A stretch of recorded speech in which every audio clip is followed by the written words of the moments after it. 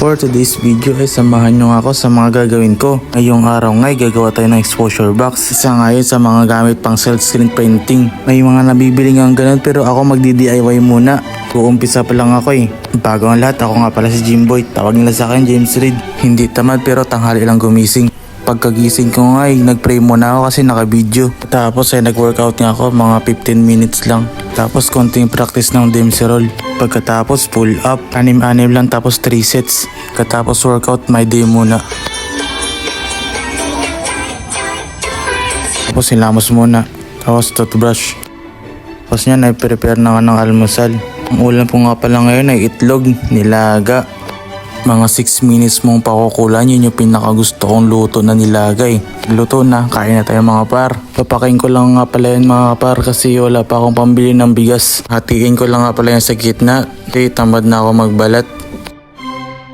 Ngayon na siya mga par. Tapos lagyan mo lang ng konting suka para mas masarap. Tapos kain na.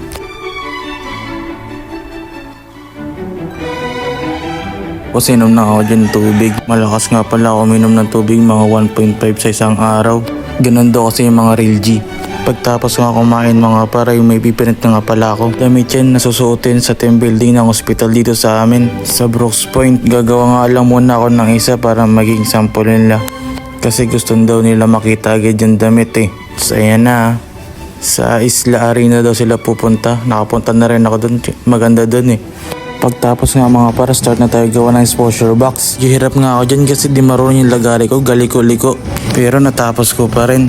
Bali yan na lahat ng nalagari ko. Lalabas nga muna para tayo guys para magbili ng kahoy. Lagay nga pala tayo muna ng sunscreen bago lumabas ng bahay. Ilalagay pala mga para ng sunscreen na hindi pang bading. Protection natin yan para sa init ng araw. Kasi minsan lang tayo maging tao. Paano dapat ingatan natin yung sarili natin? Kahit na mukha tayong burat. Malay mo next life mo sa lagubang ka, hindi ka na nakapag sunscreen. Dito na nga pala tayo guys sa bilihan ng kahoy. Ang hanap nga pala nating kahoy guys ay 1.5 yung sukat. Yan ni kuya nagtitistis 50 daw.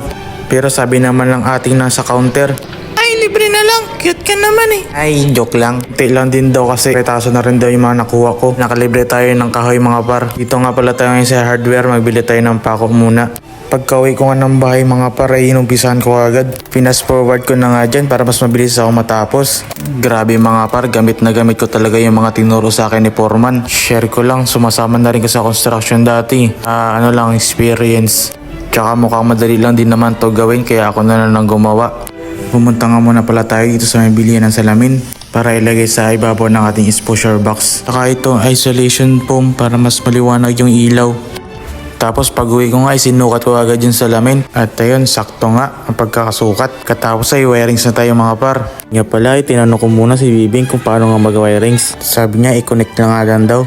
Pagtapos ko ay pinakita ko muna kung tama ba yung ginawa ko. Try na natin pailawin mga par. Try na natin.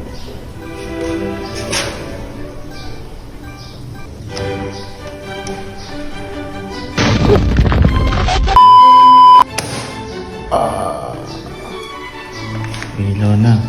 Napagkana nga natin mga par. Grabe, excited na ako gamitin to. Pero bago ang lahat, maligo muna ako. May pasok pa kasi ako eh.